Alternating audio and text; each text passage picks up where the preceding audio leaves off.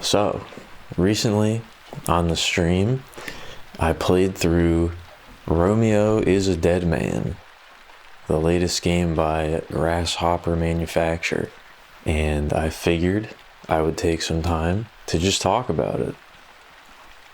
I mean, obviously I talked about what I was thinking during the actual playthrough, but I thought it would be nice to sort of make a little wrap-up video, do a sort of, light review, recap of what I think about it now that I have had some time to let my thoughts gestate in my brain.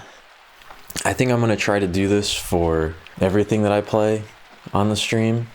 I think I'm going to try to record a little mini review. As the title says, I'm just doing this off the dome. There's no script. I haven't written anything down. It's just going to be kind of loose, maybe a little bit rambly. This review is so unscripted and unfocused, in fact, that I'm even going back long after the initial recording to add some stuff that I forgot to talk about that I would like to mention. The entire rest of the audio is edited right now, so hopefully I will be able to insert these little additions without it sounding too jarring or anything like that. But if you notice anything strange, that's probably why, is because it was something that I added later. But if you're interested in hearing what I thought of the game, I will do my best to get it all out there. I should also say up front, this is probably going to contain spoilers. I don't know exactly what spoilers or how heavy they're going to be, because again, there's no script, but I'll try to do this in such a way that the heavier spoilers I'll save until later on in my discussion, in my little talk.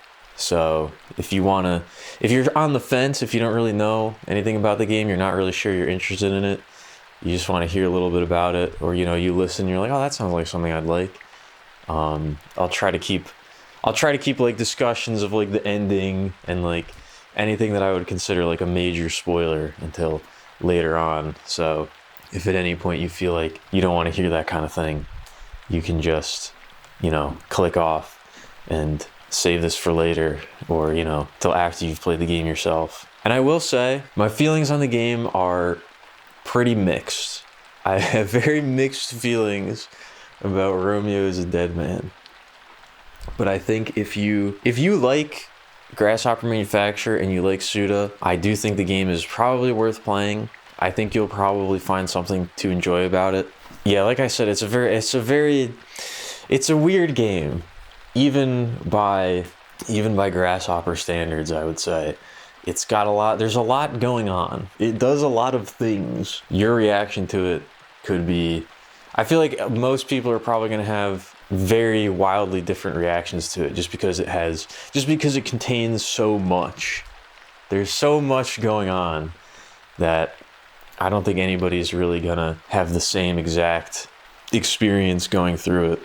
I will say that if it seems like the type of thing you would enjoy, if you do like Suda 51's games, then I think you probably should play it. I think you probably should avoid spoilers and go into it with an open mind and check it out. But as for my thoughts, as I was just saying, I don't know, it's a very mixed bag. It's one of the most mixed bags I think I've ever experienced when it comes to games. I guess I've been sort of thinking about this. I've been thinking about it a lot. I guess kind of my succinct summary, my little byline to start off the review would be something like, Romeo is a Dead Man is an amazing audio-visual experience. It's kind of just an okay video game. You can tell there was a lot of effort and time put into it, and it does a lot of really cool things, but when it comes to the part where you actually play the game, I'm not super keen on those parts. But yeah, the setup for the game is you are this guy named Romeo Stargazer, and he is a sheriff's deputy. He works for the police. I forget exactly what he does. It's not a big deal, but he's driving along with another police officer one night along this road, and he gets attacked by something, some sort of weird creature, and he's on the floor, he's on the road, he's bleeding out, he's dying, when all of a sudden his grandfather from the future, so I guess actually his grandson, they keep calling him his grandfather, but I guess it's technically his grandson, because, you know, he is older than him, but he comes from the future, so he's like, I don't know, it doesn't matter. Nothing matters. And I know that I say that a lot, that's a stock phrase that I say. I really kind of feel that way with this game when it comes to a lot of elements. It really kind of feels like they don't matter. Maybe I'm stupid. Maybe I just didn't get it. But it really does feel like a lot of this shit was just thrown in there because they thought it would be cool. But yeah, he dies, or he's about to die, and his grandfather slash grandson, his name's Benjamin. The grandfather's name is Benjamin, so we'll just call him Ben. Benjamin stabs this thing into his eye socket that basically fuses with him in some sort of cybernetic body horror-esque way and brings him back to life, turning him into a half-dead man, but that's not very catchy, so they just call him Dead Man. And, you know, he gets his Kamen Rider tokusatsu type power up, and he starts fighting monsters and that kind of thing. And sort of the premise of the game is that he's looking for his girlfriend Juliet, who also seems to be some sort of weird spatial time distortion anomaly creature thing. She's like kind of an SCP, I guess. She defies the laws of physics in space, and the entire world, the entire universe basically gets shattered and everything gets fucked up. Time is all fucky, the dimensions are all fucky, and Romeo joins the space-time police branch of the Federal Bureau of Investigation, and they live on a spaceship and they travel through time and dimensions catching space-time fugitives, and Romeo's looking for Juliet, who is also a space-time fugitive. And if everything I said sounds very confusing and sort of scattered off the wall, that's because it is. All of this information is delivered to you, like, all of this information and more is delivered to you extremely fast right at the very beginning of the game. And I think it's kind of like, I think that's kind of like the point. I think they wanted it to be overwhelming and they wanted it to feel like you have no idea what's going on. I got that. I think that they were doing it on purpose, but I don't know if it didn't really work for me. And that's just kind of like a personal preference that I have for storytelling. I like when a story starts and it kind of it gives you time to acclimate yourself. It gives you time to get your footing and kind of like get into the world and sort of immerse yourself in what's going on. And I think there's a number of ways that a story can do that. You know, it doesn't have to be a slow start. It could still be an exciting, action-y start, but it gives you that sense of time and place and characters and things like that. I don't think Romeo is a Dead Man really does that. And I feel like it was probably intentional, but it didn't really work for me. It's like too much all at once, and it's like, I feel like the game kind of never really gives you the opportunity to get immersed in the world. It never really gives you that sense of like, it was hard to get attached, I suppose, to anything that was going on. The game does do a great job of actually like presenting this information in an entertaining way, though. It's very cool. It starts off and there's like a stop motion like miniature thing of Romeo driving through the town, and then there is it cuts to like comic book stuff, and then there's like an opening credits like music video thing, like a credits crawl with like some psychedelic visuals and some really good music. Like, it's very cool. It's really entertaining when you're actually like watching it and experiencing it. It's like it oozes style, I suppose. I cannot fault that part of it. Like I said, it looks and sounds amazing. It does a lot of interesting things with the presentation. The music is amazing. They got a lot of different bands to make music, or like they got songs from bands for the game, and it all works really well. It all has kind of like it all fits together quite nicely. It's got kind of like a grungy kind of like industrial kind of sound to it. Like it's a little harsh and a little scary, but also dreamy at points, a little shoegazy. I don't know, I think it captures the aesthetic of the game very well, where it's bright and colorful and sort of wistful while also being a little scary and gross and dark. So I definitely like those parts about it. The actual gameplay is, you know, standard action beat 'em up fare. If you've played a Suda game before, you probably kind of know what you're in for. I've played No More Heroes. I love No More Heroes. I've played the first 2 games. I played a little bit of Travis Strikes Again, but I didn't finish it. I played Killer 7. I played, what was it? Shadows of the Damned, oddly enough. So I've played a few of his games. And the actual core gameplay is usually not the highlight. And I think that definitely rings true in this one as well. It's a little bit disappointing in the sense that, like, they've made action games before, you know, with like No More. I played Killer is Dead too. I also didn't finish that one. I need to go back to that. I feel like I barely played that. But yeah, like, they've made action games before, and this one doesn't feel like an evolution or anything, or it doesn't feel like they really. It's just a very standard combat system. You know, you got a light attack, you got a heavy attack, jump attack. There's a few weapons. There's guns. There's a dodge. There's a couple other systems that I'll get into later, but this kind of is one of my main criticisms of the game that kind of extends to basically everything in it. Is it does a lot of different things, but they all feel pretty shallow. They all feel pretty underdeveloped. I think that kind of extends to the core combat, where it's just kind of okay.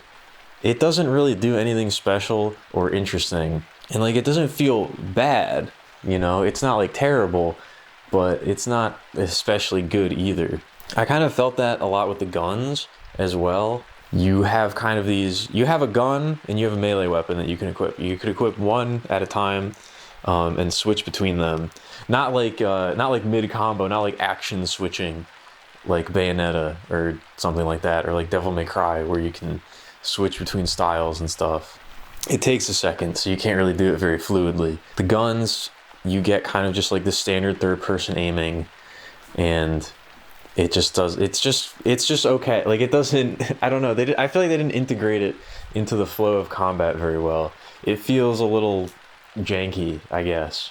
I feel like they should have taken more time to develop like the actual main combat, because it never quite does anything super special. It never quite reaches the point where I'm like, oh yeah, this is so sick, this is awesome. It kind of just remains all right.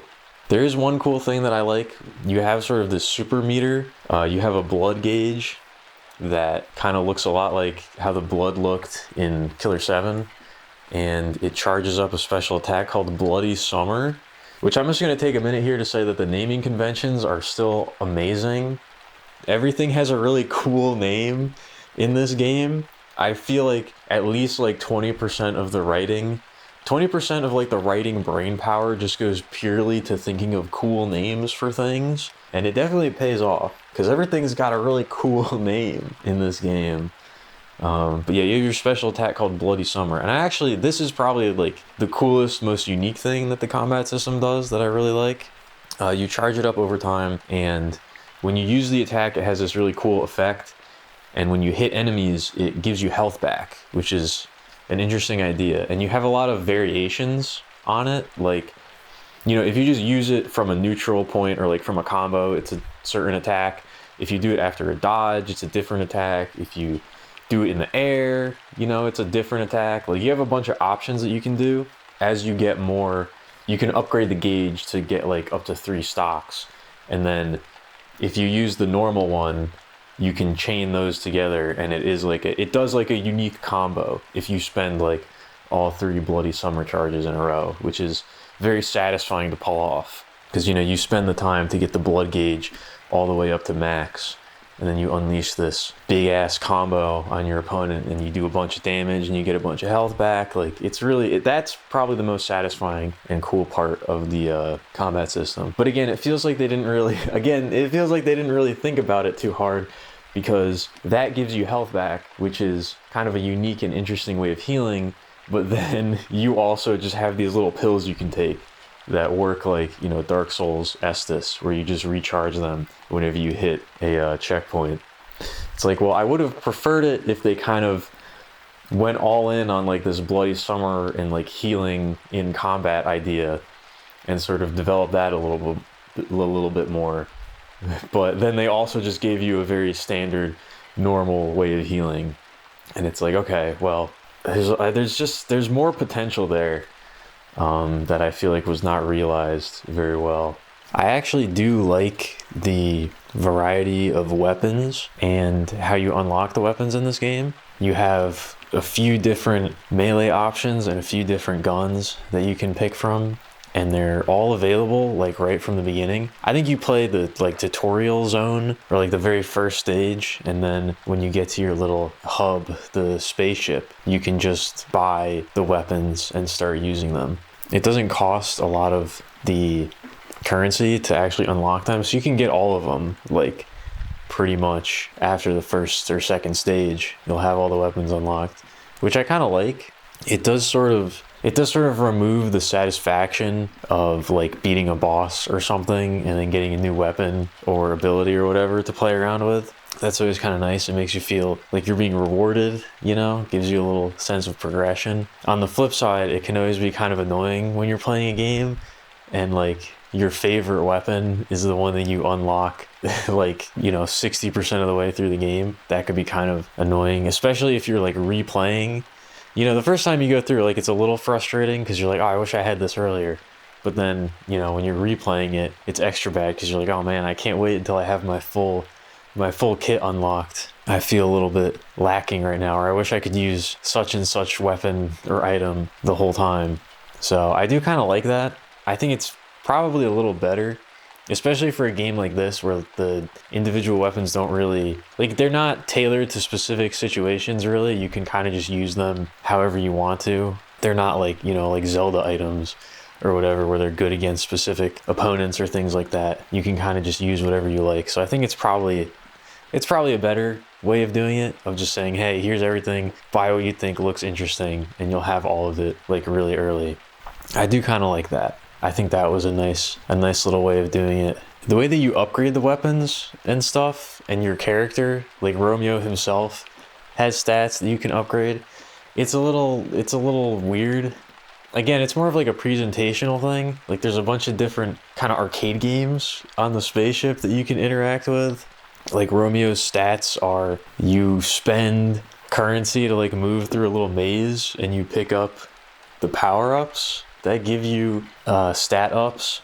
It's a little hard to explain. When you see it, it kind of makes sense, but it's a little hard to describe.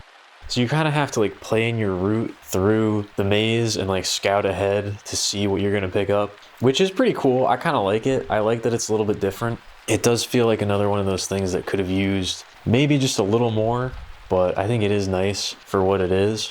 I liked kind of having to plan out where I was going to go and sort of like figure out what were the most important upgrades or what I wanted to shoot for. So it was nice in that regard. The actual stats that you upgrade are pretty inconsequential for the most part, I would say. You know, it's just like melee attack up, range attack up, basic stuff like that. Probably the most impactful ones are, this is where you get extra charges for your Bloody Summer gauge. I think there's only 2 in the entire maze. It's also where you can get faster reload speed and more like healing pills. Like the little healing pills that are sort of work like Estus. This is where you get extra charges for them. And it feels a little, I don't know, it feels a little weird that those are in here too, because they're like way more important than the little incidental number go up upgrades that are sprinkled throughout. I feel like those maybe could have been like interspersed throughout the stages a little bit, or maybe they could have had a little bit of extra something to do with the maze. I don't know. It feels odd. I didn't really notice that those were in there in the very beginning, but once I did, it was like, okay, well, now I'm going to try to plan out my route so I can get to those as fast as possible, because they're like by far the most important things. The healing pills, not so much. I feel like you don't need those that much, but the extra Bloody Summer charges and the reload speed definitely feel very impactful. I guess the Bloody Summer, the extra Bloody Summer gauge, is really the only one that I think could have benefited from being not in the maze. Again, because there's only 2, and it's like, it feels really impactful when you actually get those. I kind of would have liked to see that put somewhere else where it feels a little bit more climactic or satisfying when you actually get it. Yeah, I do like that little system. It is fun. it is one of those things where it is, you know, not the best. Like, it's not super deep, but it is better than just like, oh, get experience and level up. Like, it is a little bit, it's basically the same thing, but they present it in a way and they make it a little bit more interactive. So I did appreciate that. On the opposite end of the spectrum, there is like a little machine. Well, I guess I need to explain some other things first. You use, I forget what they're called. They're called like Emerald. No, it's Emerald Flosion is your like level up material and like your currency, and then I think they're called Sentry is what you use to upgrade your weapons. Green Sentry and Red Sentry. Red being like the higher tier one for later upgrades. That's probably a reference to something. I feel like, I don't know, I really don't understand what that's supposed to be. Like Emerald Flosion I can accept because it's just like some weird nebulous substance and that just sounds kind of cool. But Sentry, I don't, maybe that's like a Japanese pun or like a reference to something that I don't get. That one feels a little weird. I'm not really sure what they were going for with that.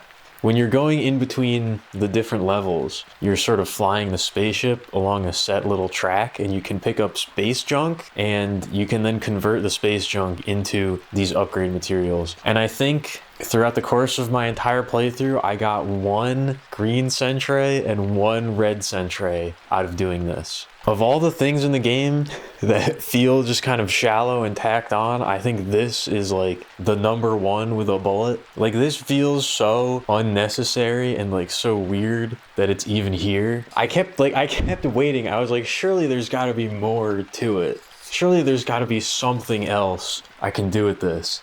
Like, I would go, you do the space flying around, I would get some space junk, and I would deposit some of it I would deposit everything I got into the machine and be like a fraction of the way to getting my first red Sentry, and I'd be like, there's gotta be something more to do with this stuff. But no, that's it. That's all it is. I don't know, that one really stands out to me as being like super inconsequential. And you also have this system called the Bastard system, I guess. I'm gonna try to, I don't really know how to describe this, but you get these summons, I suppose, called bastards. You basically grow zombies from seeds, and you call them in to like do a little attack. And there's kind of like, you know, there's damage ones, there's support ones, there's healing ones, like they do a bunch of different things. They kind of operate on just a cooldown. Like, you call them in, they do their thing, they go away, and then they go on cooldown, and you just use them again when they come back up. And I don't know, I didn't really like this system. Again, it feels a little bit underbaked. Like they're very useful. I can't say they're not useful, but they never really felt super enjoyable to engage with, I guess. Like, I did use them a lot because they are very good and powerful, and you definitely need to be using them. But I didn't really enjoy it. Again, you can't really like chain them into combos. Like, you can't really do too much with them other than just like summon them like from a neutral position. And enemies can like it summons in like a guy who does a thing, and enemies can hit the guy and stop it. So you got to be careful about when you use them. You can't just be like throwing them out willy-nilly. I don't know. Again, it never feels like it evolves. Everything, yeah, I guess that's sort of what I'm trying to get at too, is like things don't really feel like they evolve over the course of the game. It feels like you're introduced to this thing and you do it and you're like, oh, that's kind of neat. And then you kind of get it like immediately. It never really changes or evolves as the game goes on, which leads to it feeling a little bit repetitive and shallow, I suppose, as things progress. And I know that I said before that I really liked No More Heroes, which is definitely a shallow and repetitive game, but I think it has a lot of other things going on that sort of elevate it. The story is definitely a big appeal, which I'll get more into the story of this game later, but I didn't really vibe with it that much. But one of the things that I think keeps No More Heroes entertaining is, even though the core combat is very simple, it's really satisfying. Like, all of the hits feel really satisfying. The dark step feels really satisfying. Slicing enemies in half and all the coins go everywhere and they bleed and explode is like, you know, you can just keep doing that over and over and over again and it feels good every time. it doesn't really matter that it's super simple because it's just, you know, just hitting the buttons and getting that feedback feels good. I don't really get that from Romeo is a Dead Man. Again, the combat doesn't feel bad, but it kind of lacks the oomph. It doesn't have that punch, that impact that you kind of want. It feels a little bit limp and noodly. The camera isn't very good, and there's just so much shit happening on screen all the time. It's really hard to tell what you're looking at a lot of the time. The camera's not very good, and when you hit enemies, like every single hit causes them to shoot blood everywhere, and it's like, you know, this is like Unreal Engine 5 blood splatter effect. So it's like all shiny, and there's like way more little drips and drops and ribbons of blood flying everywhere. And then the blood gauge too has a bunch of pixels that fly around and go in there, and there's sparkles and damage numbers. And most of the enemies have like projectile attacks and shit that they're throwing around, and there's so much visual clutter in the combat. There are many times where it's like, when I'm in the thick of it, I'm just kind of looking at a smear. I'm looking at some sort of abstract representation of what a video game might look like. I'm looking at some sort of like DMT fractal of the concept of an action game. And I sure hope that I'm winning, because I really can't tell. It gets to be a little bit too much a lot of the time. Going back to saying that like the enemies like shoot a lot of projectiles and things, I don't think any of the enemies are really that fun to fight. Like, I don't really know how else to say it, but most of the enemies are kind of just like annoying. Like, they're not actually fun to engage with. They fired a bunch of bullshit projectiles. They have lame attacks that are annoying to dodge. Like, there's these ones that crawl on the ground on all fours, and they leave behind like a trail of explosive shit that you have to dodge, and they shoot little flowers that explode and send out a shockwave, and everything is just firing annoying, kind of ambiguous projectiles where you can't really tell where the hitbox is. Again, exacerbated by the fact that there's 500 million particle effects happening all at once. Which I understand, you know, they're working in Unreal Engine 5 now. They can have that. They can put so many particles on the screen. But I think maybe they should have restrained themselves a little bit. I don't think we needed quite so many. Oh yeah, and the guns, going back to the guns, enemies will have little weak points on them that you can shoot. And when you do enough damage to the weak point, it explodes and they take a bunch of damage at once. And again, that's kind of it. The enemies don't like, I don't know, like you could have done it where it's like the weak point, when it pops, you know, like maybe their leg falls off, or like they lose their armor, or like something happens to affect the enemy in a way that changes how you fight them, but it just deals a bunch of damage and usually is enough to kill them. And you can only pop the weak points with guns. You can't engage with them in melee. You just kind of stand there and shoot it, and then the weak point pops and the enemy probably dies after that. It's kind of distressing how effective shooting the weak points is, because it's very not fun or engaging. It's kind of upsetting how good of a strategy that is, because it's probably the least fun strategy. You just zoom in on an enemy's weak point and shoot it, and they kind of like slow down when you're hitting the weak point. I found the machine gun to be the best at dealing with them, because it just deals a bunch of shots all at once, so the enemy they slow to like a stutter step crawl while you're hitting the weak point, and then the weak point pops, and they either die or are like 1 or 2 hits away from dying. It's really not fun to do that, but it is the best way of dealing with a lot of enemies, so you kind of almost feel like you have to.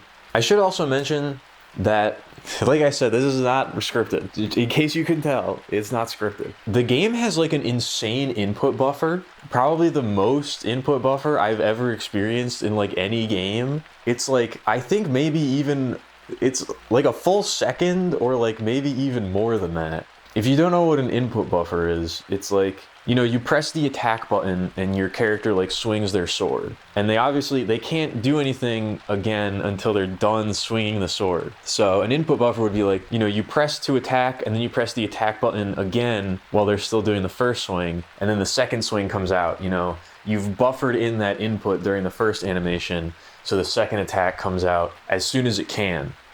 And you know, this lets games, this is usually a good thing in games because you don't have to be very precise with your inputs. You can you don't have to get the timing down exactly. It makes games feel a little bit more fluid if there's kind of a little bit of an input buffer. Romeo's a Dead Man has a huge input buffer where it's like, if you press the dodge button like 3 times in a row, like as rapidly as you can, Romeo will dodge, do the secondary dodge, recover, and then still do the third dodge. It's like, it's crazy. So you kind of have to be very deliberate in the combat, which is a bit annoying. Like, there's so much going on, but you really have to be careful about like not mashing or like making sure that you're pressing buttons like very carefully, because the input buffer will kind of fuck you over if you're not being very precise. In a different combat system, I feel like it could work, or like if it was done intentionally in like a combat system that was designed around that, then I think it could work as a punishment for mashing. But I don't think that this game really, it doesn't feel deliberate, I suppose. It doesn't feel like something that was done on purpose as like a conscious way of training you to do the combat correctly. It could that could work, I think, in theory, but I wouldn't say that Romeo's a Dead Man accomplishes that. The Bastards also, actually, I guess I'll just say I do like the aesthetic of the game overall. This is sort of a broader point, I guess. I do like the aesthetic of the game overall, but it feels a bit, the enemy designs feel very lackluster, I suppose. Like the game mostly is like this very bright, colorful kind of psychedelic experience. And then the enemies are just like zombies. The enemies are just like kind of pretty generic looking zombies and like skeletons and stuff. And it's a little disappointing. I would have much preferred it if they were like, you know, the game has kind of like a tokusatsu, like Kamen Rider kind of feel to it, like a Super Sentai thing going on. You know, you think of like an Ultraman enemy, like you think of something that Ultraman would fight, and it's like this weird fucking alien creature that somebody scribbled on a sketch pad while they were on acid. And I would have liked to see those types of designs because I feel like they would have worked better. Because the game kind of has that feeling to it most of the time. But then the enemy designs are kind of just like, what if there was like a zombie? What if there was like a gross flesh creature? And again, I think maybe they were doing that on purpose. They were kind of going for that like Splatterhouse, B-movie type gross out design. I don't think it's very effective though. I think I would have preferred something a little bit more outlandish. And I definitely would have preferred that when it comes to the Bastards. Because the Bastards, like, you grow them from seeds that look like brains, and there you have like a farm like on the spaceship. This is a weird video game. But all of the Bastards are just like generic Unity store skinless zombie with some colorful squares taped to them. Like they have really boring, samey designs, and it kind of makes you not that interested in growing them and finding new ones because you already know what they're going to look like. They're going to look like something that was slapped together in about 5 seconds. They're going to look like they took something they found on the Unity asset store and applied a color adjustment filter to it to make it kind of like a purpley red color, and then they put a spike through the chest, and they were like, there's your bastard. I think those especially, they should have leaned into the more psychedelic feeling of the game and, you know, made them like little collectible monster creatures. That would have been really fun. You know, give them kind of like weird Pokemon or Digimon kind of designs. I think that sort of juxtaposition could have worked, and it would have made them more fun to collect because they would have had these, you know, fun little designs. And that obviously would have taken more work, but I think it would have been worth it because it is a system that you have to engage with. There's not that many different Bastards. Like, I haven't done a count, so I don't know. But there's not like, you know, there's not even like 100. I don't even know if there's like 50. Like, you could have done that, and I think it would have been worth it. Again, I kind of just feel like that for the whole game. I think that they probably should have pared it down and taken a few things and really focused on them and made them more engaging as opposed to having all this other bullshit.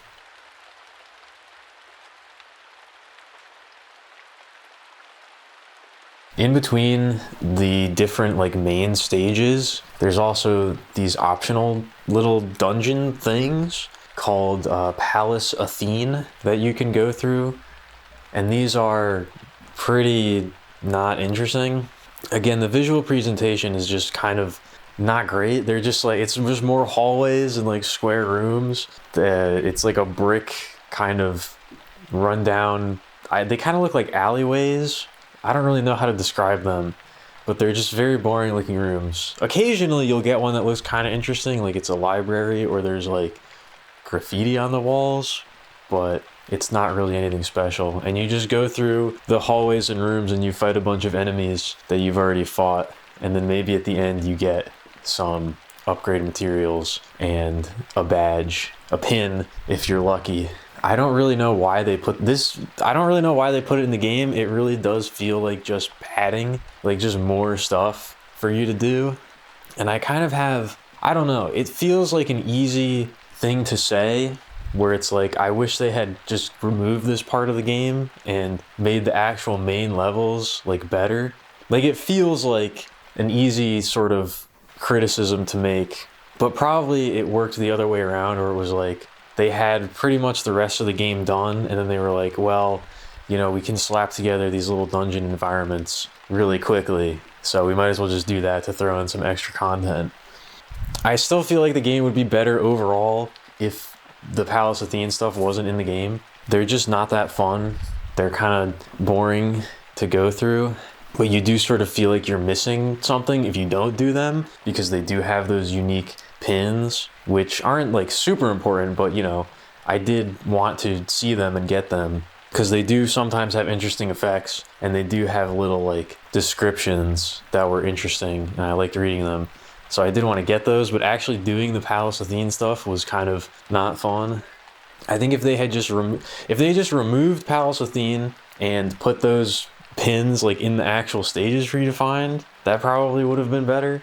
I think Palace Athene is just kind of like a net negative. They're not very fun to do, and the stuff that's in them could easily have just been put in the main stages to make them more rewarding to explore.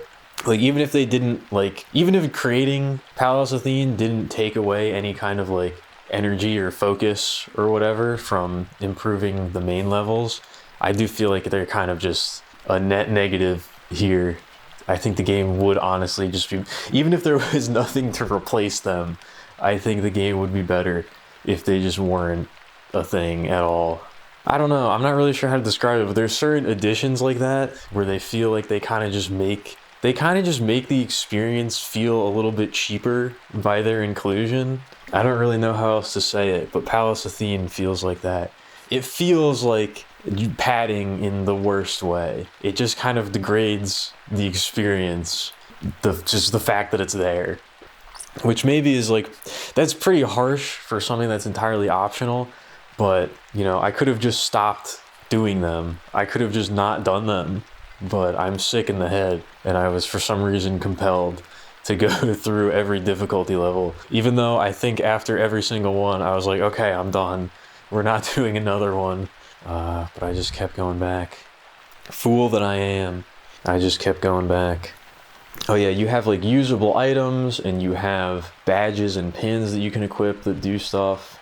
That's all fine. That's all good. Again, they're not very deep systems, but they're good enough. What else? Oh yeah, you can cook katsu curry that like gives you buffs that I think I only used once during the final boss. It's a bit of a weird system. I guess there's technically a mini game associated with cooking the katsu. That is like, I said curry before like a Japanese person. I put the Japanese emphasis on the word curry as opposed to on the word katsu, which is probably, I don't know. I think I said katsu and I was like, I didn't say that Japanese enough, so I compensated by saying curry, which is like, I don't know. There's technically a mini game associated with cooking the curry that is very bad and I hated doing it every time. You kind of just hold down a button and then there's like a little gauge that goes crazy and you kind of have to just release when it reaches a certain point, but there's really no way of doing it properly. I don't know. I think maybe like the way that the gauge works is just random. I guess I just got unlucky because one time I did it and like the way that the gauge was moving was like really I got into it and I could feel it and I got like a good ranking. I made some good curry. But every other time I did it, it was like this really fucking annoying pattern and I fucked it up every time. And again, if they want to have the curry making minigame, they should have just made like an actually good minigame as opposed to a shitty one that I don't like. It's the criticism of every single thing in the game, really, is just, it's there, but it's not as good as it could be. And I really think that the game would have been better if they just, like, if the game has 25 different ideas in it, just as a random number, I think it would have been better if they cut it down to like 10 ideas and made them really good instead of, a bunch of way more ideas that are kind of just okay to bad. Which again, I think there's sort of two ways that I think they could have taken the direction of the game. I don't want to, like, I'm not like an expert or anything. This is just sort of how I talk when I critique things, is I try to think about, like, if I was doing it, what would I do? Or like, how could you improve it? I like to come up with suggestions, I guess, in that way of like, how would I do this differently? How would I improve upon it? And that's just like, I'm not saying that like I have all the answers or like it's necessarily a good idea, but that's just kind of how I think about this kind of stuff. I feel like there's sort of two directions that you could take the game based on what's here. Like I was saying, either pare it down, remove a bunch of stuff, focus on a few core elements and make those really good and create a very engaging gameplay loop and like a more normal structured game that has these things that it sort of focuses on. Or go in the opposite direction and add in even more crazy shit and do a whole bunch of different things and kind of remove the idea of a core gameplay loop. Like, kind of don't even have like a core gameplay system. Just have it be a bunch of things happen, almost like not exactly, but like kind of like a WarioWare kind of feel, where it's like a bunch of little things happening that you're kind of going through, and have a ton of little mini games, a ton of little scenarios, change up the genre and the style every which way. Now it's a racing game, now it's a dating sim, now it's a shooter. Just do a whole bunch of random shit and keep switching it up. And even if this part of the game isn't very good, or even if this part like doesn't really work, you're doing these things like at most for like a half hour to an hour at all, and then you're moving on to the next thing. So like it doesn't really matter that much. Whereas right now the game kind of feels like it's splitting the difference between the two, and I feel like it doesn't really work. Like, it does a lot of different things, but they're all kind of shallow, and then it kind of you keep having to do those things. Like halfway through the game, I'd say, like, sort of the shock value, maybe even earlier than that, but like the shock value of how weird and off kilter the game is, it kind of falls away. And then once it falls away, it's like, okay, I'm kind of just doing a bunch of not very engaging things.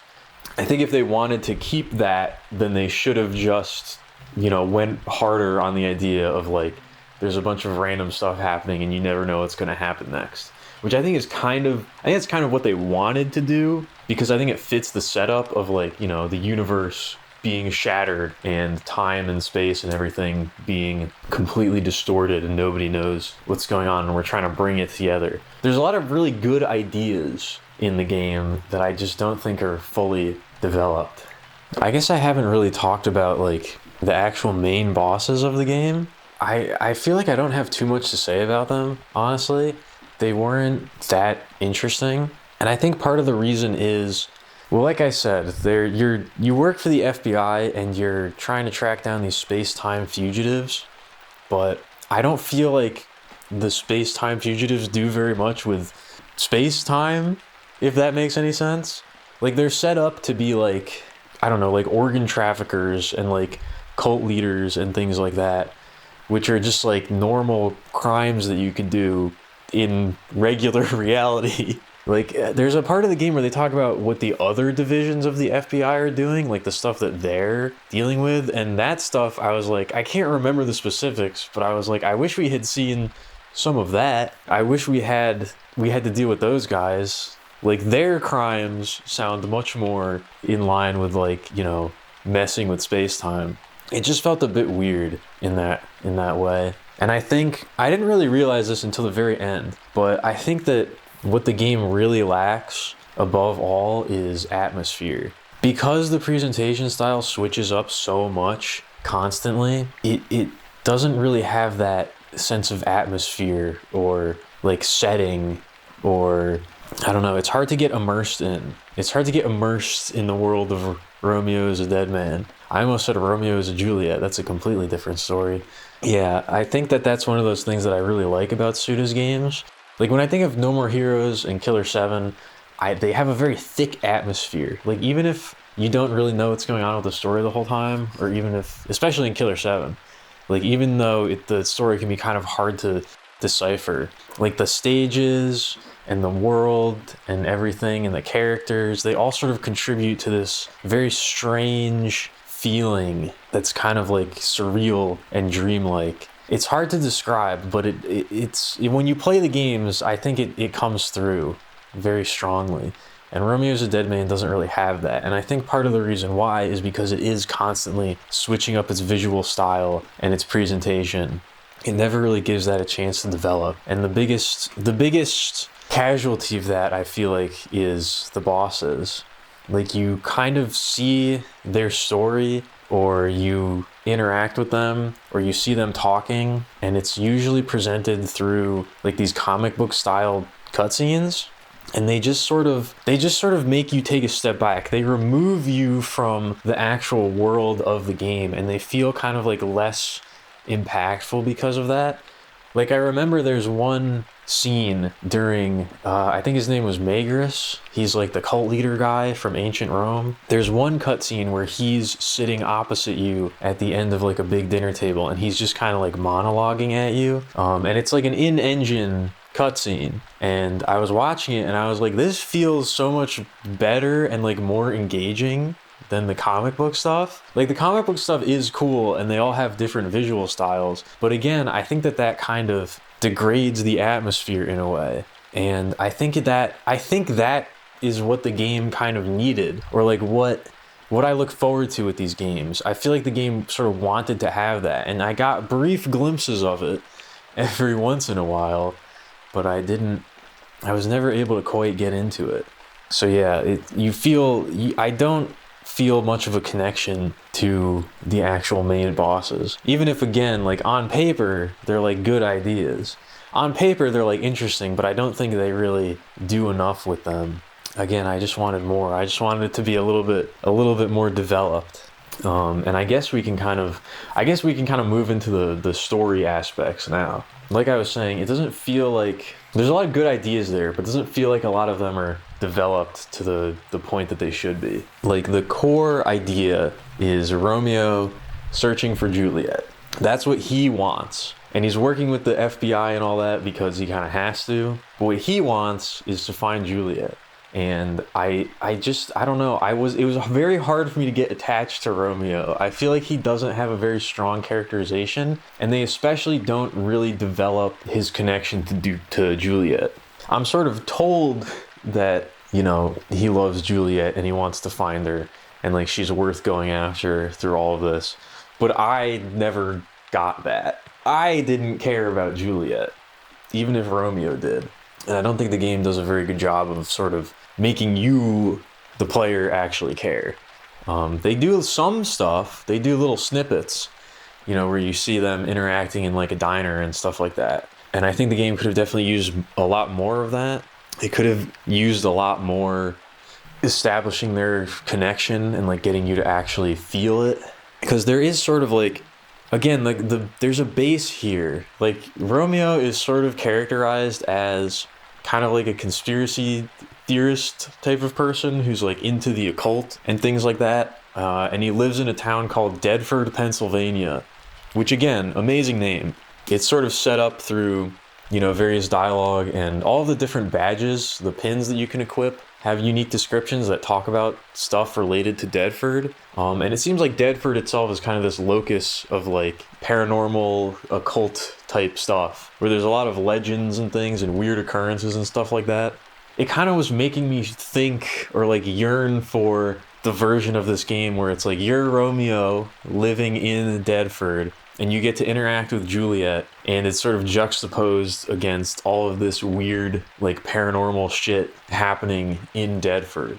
And, you know, they could still keep the FBI timeline where it's like maybe every stage is sort of like related to something paranormal about Deadford, and we have sort of flashbacks or like moments where you and Juliet are experiencing normal life in Deadford, and then, or like Romeo's like remembering like some experience they had or they shared together, pitted against like now the fucked up version in the weird alternate timeline where this paranormal thing is like manifesting extra strong or something like that. I don't know. Again, that's just an idea, but like they give you hints of stuff like that, and I really like that idea, but I don't think it really comes through in the game proper. But yeah, another easy thing I thought of was like the enemies could be sort of like cryptid or like paranormal creature themed to, you know, again, reflect Romeo's interest in these topics and the idea that Deadford kind of has all that going on. That could have been like a nice little like, hey, they're actually all real, and they're these weird space creatures or whatever that are now just running around because the universe got all fucked up. So yeah, I don't know. There's like there's a lot of things like that where my mind kind of goes in these directions of like, ooh, if we had more of this or more of that or something to get more attached to. I just never quite felt it. The game just never quite got there for me. Oh yeah, I guess I didn't talk about Subspace. I gotta talk about Subspace. The levels themselves, like, aren't really that fun. Like, the actual stages, like, the level design, I guess is what I mean, is just like, you know, they don't really do too much with the idea that space-time has been shattered. Like, you go to, like, a mall, and then you go to City Hall, and then you go to a hospital, and then you go to City Hall again. Like, they really don't capitalize on... Like, they could do literally anything because, you know, you're traveling through space-time and dimensions and things like that, and they kind of don't... You kind of go to very normal locations, which is a little disappointing. The hint that you get towards that kind of stuff is they have these sections where you go into what's called subspace, which just looks kind of like, I don't know, a fighting game training room where everything is made of cubes on a grid, and you're sort of traveling between subspace and normal space. Then the subspace sections are bad. There's no enemies there. You kind of just like walk around until you go back to... What was that? Something fell. I'm being haunted. Paranormal things are manifesting. Oh shit. It's happening. Space-time is collapsing. You go back and forth between normal space and subspace. And the subspace sections, you kind of just like walk around until you go back to normal space. And all of the subspace areas look the same between the stages. Like visually. Like they're not literally the same, but they look the same. Again, when you see it for the first time, you're like, whoa. When you see it for like the fifth time, you're like, okay, can we get through this quickly? I think the idea was that like you're doing things in subspace and it's affecting normal space. And like you're sort of weaving between the two. But again, it never really comes together in a satisfying way. I never really felt like it never really felt like there was any puzzling going on. Like, I can see that being a compelling idea where it's like, oh, you go to subspace and you do this thing and it changes normal space. And then you do something in normal space that lets you get to a different area of subspace and like that kind of thing. But it never... The two sections like didn't really feel like they correlated to each other. Like maybe, like, I don't think that they do literally, which I think is sort of what I thought was going to happen, where it's like the map of subspace is the same as the map of normal space. It just looks different and like you can interact with it in different ways, but it's not that. Subspace is just its own thing that you go through that is, again, is just not very fun. This is one of those things where it's like I really don't know what they were thinking. I really don't know why they did this. It really does feel like they had half of an idea, or like maybe they had like a better idea and they didn't implement it fully. I really don't know. The subspace sections are just, I just don't like them.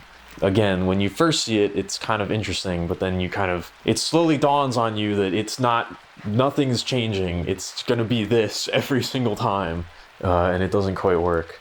And unfortunately, the very end of the game is one long subspace section where they just throw a shitload of enemies at you, and it's a horrifyingly painful slog all the way to the final boss. It really feels like they just gave up.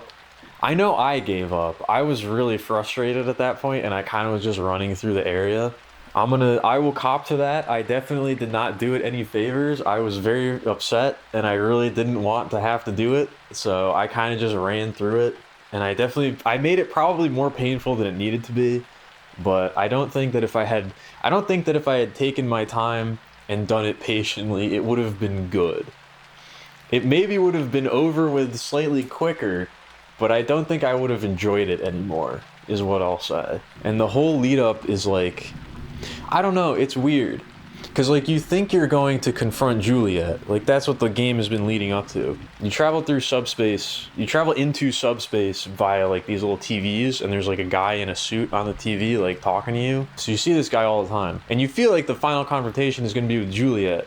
But then at the very end of the game, in this final subspace section, the guy on the TV, like, gets actual voice acting and, like, is talking to you in the cutscenes. And then it's like, you're going to meet him. But I don't really know why I'm going to meet him. Like, I never really considered that as a possibility, and like I was like, oh wait, why is this important all of a sudden?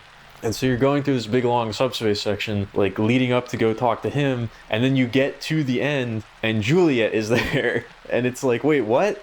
So we were going to see, I don't know, it's like a weird, they kind of fumble the lead up to the climax in a very big way in that regard. I didn't really get it. And you might be saying something like, well, you know, maybe Juliet and him are like related or like they're the same, but they're not. They're not. It turns out that he's just a different character. I don't know. I'm not going to explain the whole thing because it's not important, but it feels very weird in how they kind of do that. I don't know. The whole like the very final area and the final boss are like, they're not good. I don't know. It's a very anticlimactic ending. It really kind of left a bad taste in my mouth, which is kind of why I had to take a little bit of time between finishing the game and now to kind of like let that calm down, because I don't think the game is a bad game. I know that I've criticized it a lot, but I don't think the game is a bad game. Again, I feel like it's worth going into it with an open mind and experiencing it, because I think there is a lot of good stuff here. I don't know. It just didn't quite work for me. And I suppose my final thought, this feels like a good summary of everything. Towards the end of the game, there's this section that I really wasn't expecting. It also kind of comes out of nowhere. It feels like a very effective use of this very late, where it switches things up in a way you don't expect, and the game kind of just becomes like a music video for a little bit with some really nice visuals and a really good song. And I was really into that. I thought it was really cool. That was probably one of my favorite parts of the game. But, you know, when one of your favorite parts of the game is a part where you're just sitting there watching it and not actually interacting or playing it, I feel like that kind of says something. This is another thing that I guess I didn't mention earlier. In the very, very beginning of the game, like one of the very first cutscenes, they set up the idea that Benjamin and Romeo are tracking down different versions of Juliet throughout space-time. And they talk about, oh, we found this Juliet, but it wasn't the real one, so we had to kill her. And we found this one, and it wasn't the real one, so we had to kill her. And they set that up, but then you don't really see too much of it in the actual game. You fight, I think, 2 alternate Juliets, and then the rest are like the space-time fugitives. And I think I would have liked the story better if it was purely just tracking down different versions of Juliet and seeing what happened, or seeing what was up with those, you know? Those 2 stages where you see I think they call them Reapers, like they're fake Juliets. I don't know, they don't really develop this concept too much. Again, I would have liked to see more of it. The ones where you fight the fake Juliets, I feel, were the most impactful. I think that the game should have just been that. That should have just been the story, is every stage is a different Juliet, and you see how Romeo reacts to her, or like she's coming at him from a different angle, or trying to unnerve him in a different way. And he's trying to square all of this with the image of Juliet that he remembers, or the one that he has in his head. The only reason that I say this is because the game, again, it presents that idea, but it doesn't run with it. It doesn't develop it. And I don't really know why. Like, I think that that's just a much stronger setup for the game. It's just a much more compelling narrative, at least to me. Like, the snippets that we get of it, I think, are the most engaging parts of the story. But there's just not a whole lot there, and I don't know why. I don't know why they didn't decide to just go with that. I feel like it would have led up to a much more satisfying conclusion. As it stands, the end of the game it's just very not satisfying to me. And I should say, I will throw this out there, I will make the concession that it could just be that I don't get it. I will throw that out there. With any game that I play, and I feel like I gotta make sure that I'm clear about this with this one, it could just be that I straight up don't get it. Maybe I just don't get the story. Maybe I'm just bad at the combat. I don't know. I think that usually when there is something there, I can feel it, or like I want to understand it, or like I want to get good at it. Like, I can play a game and be bad at it, but be like, I feel like there's something here. I'm interested in getting better at it. I'm interested in learning it. I feel like there's something that I want to sink my teeth into, or like a story that I don't get. It's like, I don't really know if I figured it out completely. I don't really know if I totally understood it, but there's still something there that I responded to. I want to understand it better. I'm compelled to figure it out. I didn't really get that with Romeo is a Dead Man. I didn't really feel that compulsion to break open the combat system and like really get good at it. I didn't really feel like there was a whole lot in the story that I wasn't understanding, or that there were hidden depths for me to plumb. I didn't respond to it on a surface level, so I didn't really feel super excited to dig deeper. And again, maybe there is something there. Maybe there's a lot there that I'm just not getting, and that other people will respond to, or it will resonate with them better. That's why I say I think you should probably, if it seems like something you'd be interested in, you should probably just play the game yourself. I do think it is worth experiencing. You may not end up liking it in the end, but I think it's worth giving a shot at the very least. I think I covered just about everything that I wanted to. I'm trying to think. I think I got it all out there. But yeah, interesting game. Not my favorite. I don't know. It's one of those things where like I kind of wish that I want to like it more than I do, if that makes any sense. Every once in a while I'll experience something like that where it's like, it's got a lot of interesting things. It's got a lot of cool stuff going on. I feel like I should really like it, but I kind of just don't. I feel like I should like it way more than I do, but it kind of just doesn't work for me. That's how I feel about Romeo is a Dead Man. I really want to like it a lot, but I don't. Probably still worth checking out, at least on sale, if you can get it cheaply, or like, you know, it feels like a good game to play through with like a friend, if you can, you know, like if you know anybody else who's interested in it, like, you know, maybe go splitsies on a copy and play it together and like switch off every once in a while. I think it's worth experiencing. Just don't go in with too high expectations. I think it's definitely worth experiencing, even if it's not quite the greatest thing on earth. It's not a game that I think I'm too eager to go back to, but we'll see.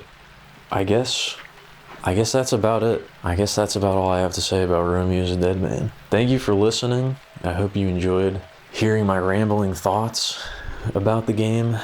Yeah, I'm going to try to do this for all the games that I stream. I'm going to try to do like a wrap-up video, or like a wrap-up discussion where I talk about it. Yeah, I guess that's it. Thanks for listening. Thanks for being here. Thanks for hanging out. I hope you enjoyed. I will see you next time. Peace out.